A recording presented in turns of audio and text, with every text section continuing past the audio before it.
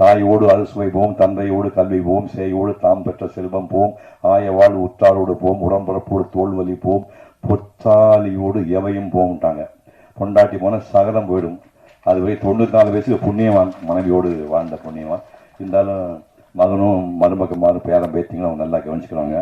இப்போ வயசு ஒரு 97, இந்த வயசுலையும் சொல்லாரு எனக்கு கண்ணு நல்லா தெரியுது, இப்போ ஒரு படம் வரைவேன்னு சொல்லாது. இந்த மாதிரி நாள் 100 ஆண்டு கொண்டாட முடியும். இந்த மகத்தான மனிதனை ஓவியோட பீஷ்மரை கௌரவிப்பதிலே நாங்களும் என் குடும்பமும் சந்தோஷப்படுகிறது. நன்றி, வணக்கம்.